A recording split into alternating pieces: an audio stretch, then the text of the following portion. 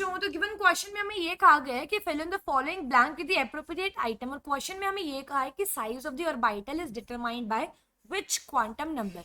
Basically जो orbital होते हैं जहाँ पे इलेक्ट्रॉन्स को लोकेट करने की टेंडेंसी बहुत ज्यादा होती है, उनका साइज कौन सा क्वांटम नंबर बताता है, हमें वो बताना है इस क्वेश्चन में। तो सबसे पहले तो बात करते हैं क्वेश्चन में की कॉन्सेप्ट के बारे में, और इस क्वेश्चन में हमारा की कॉन्सेप्ट है क्वांटम नंबर।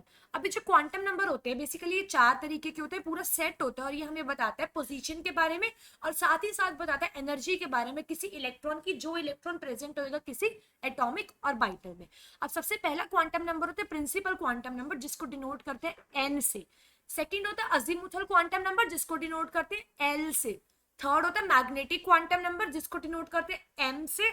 और लास्ट होता है स्पिन क्वांटम नंबर, जिसको डिनोट करते हैं एस से। अब ये जो एन है यानी कि प्रिंसिपल क्वांटम नंबर, ये हमें बताता है इलेक्ट्रॉन शेल नंबर, यानी कि हम कह सकते हैं एनर्जी लेवल भी कह सकते हैं, यानी कि वो शेल जिसमें इलेक्ट्रॉन प्रेजेंट है उसका नंबर।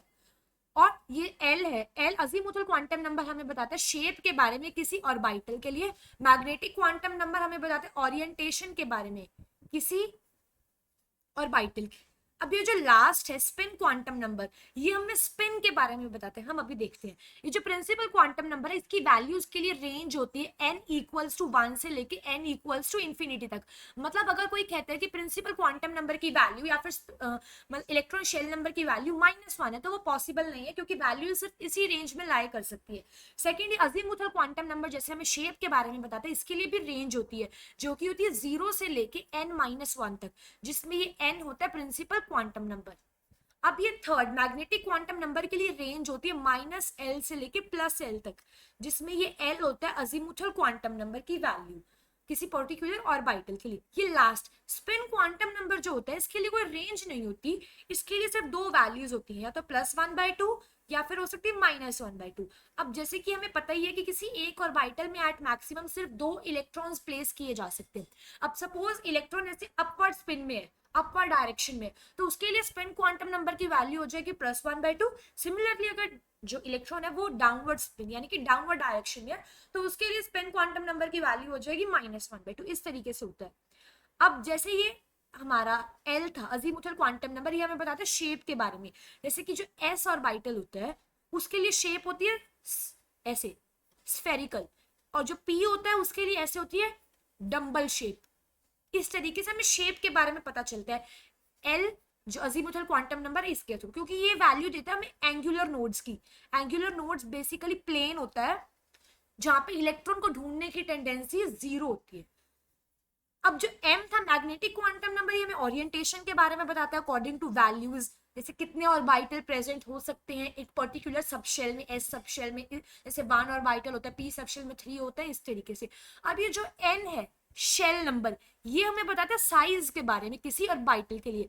अब सपोज हमें पता है कि कोई भी एटम प्रेजेंट होता है उसके सेंटर में क्या होता है, न्यूक्लियस, और उसके आसपास ये फिक्स्ड शेल्स होते हैं, या फिर हम कह सकते हैं फिक्स्ड ऑर्बिट्स होते हैं, और इन्हीं का जो शेल नंबर होता है वो क्या होता है, प्रिंसिपल क्वांटम नंबर। अब हम देख सकते हैं कि जैसे जैसे शेल की वैल्यू बढ़ रही है, ये शेल नंबर 1 है, ये शेल नंबर 2 है, ये शेल नंबर 3 है, ऐसे ऐसे करते करते हम जा सकते हैं इंफिनिटी तक। किसी एक हाइपोथेटिकल सिचुएशन की बस हम बात कर रहे हैं।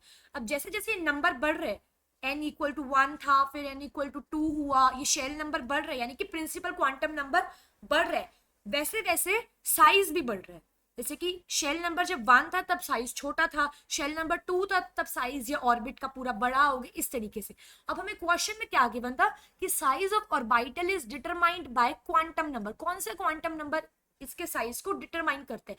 तो हम देख सकते हैं एन क्या था हमारा प्रिंसिपल क्वांटम नंबर, यानी कि जैसे जैसे प्रिंसिपल क्वांटम नंबर की वैल्यू बढ़ती है वैसे वैसे जो साइज है वो इंक्रीज करते हैं। तो हमारा फाइनल आंसर होएगा इधर प्रिंसिपल क्वांटम नंबर, जिसको हम डिनोट करते हैं एन से, और ये ही हमें बताता है साइज किसी ऑर्बिटल का। जैसे जैसे इसकी वैल्यू बढ़ेगी वैसे वैसे साइज बढ़ता रहेगा उस पर्टिकुलर ऑर्बिटल के लिए, जैसे जैसे इस क्वांटम नंबर की वैल्यू बढ़ेगी।